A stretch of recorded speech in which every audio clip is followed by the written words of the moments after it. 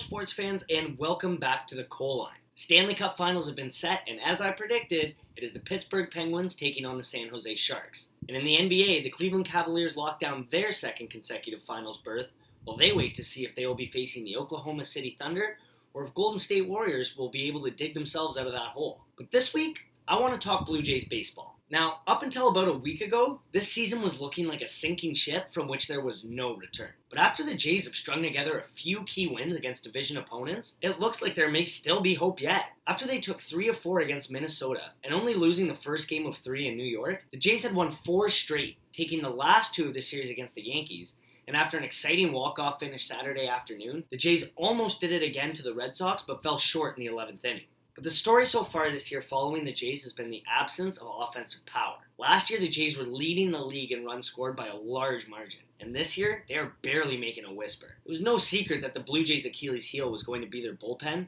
but a lot of people, including myself, expected our bats to pick up the slack. But so far this year, with the exception of the last week or so, the Jays' bats have been as scarce as water in the desert. Only Michael Saunders has a batting average of close to 300, posting a respectable 295 after Saturday's game. But the rest of the team is floating around the 250 mark, with the likes of Troy Tulowitzki posting a 204 and Russell Martin sitting at an ugly 194. Now, it is still in the first half of the season, so you can't expect those numbers to rise.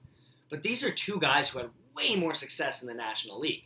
And to be fair, Tulo was playing in Colorado, where the air is so thin there, it is easily every batter's friend. Now, hopefully this team's recent success isn't just a fluke and that they continue to flourish and stay hot, because the Jays' offense is the key to winning games. Now, I know you can't just bash your way to a playoff berth, but the Jays' starting rotation has been a bright spot all year. With the exception of R.A. Dickey, who's posting a 4.6 ERA, the rest of the Jays' starters are all posting an ERA below 4. With the likes of Marco Estrada posting a 2.76. But if there's anything that shows you how much the Jays are lacking in offense, it's a pitcher who has an ERA that low with a 2-2 record. But if the Jays continue to build on this momentum, they can start to string some wins together and not rely so heavily on a bullpen, which has been severely less than average. Besides Roberto Osuna, the Jays' bullpen has got to be the most generous in all of the majors. Drew Storen was acquired in the offseason with the option of him possibly moving to the closer role. But after posting a 7.31 ERA so far this year, the Jays have seen enough and put him on the trade block. And before he was put on the DL, Brett Cecil has been equally disappointing, while recording a laughable 0-5 record while only throwing 10.1 innings. Now,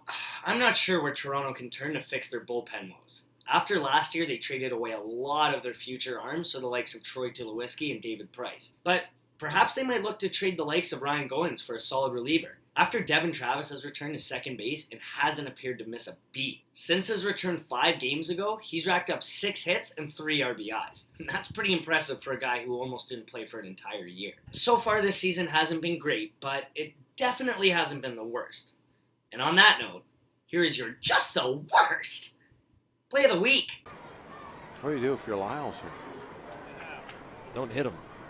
No, I'm serious. Oh my goodness. That got him, and it didn't sound good. He came up and in on Vogelsong.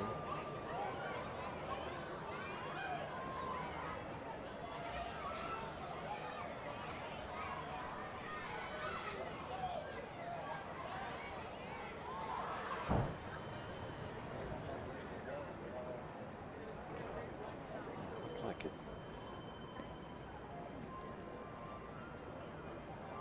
Kind of got up there where the corner or the bill and the ear flap kind of come together. Man, that was such a bad sound. Ouch!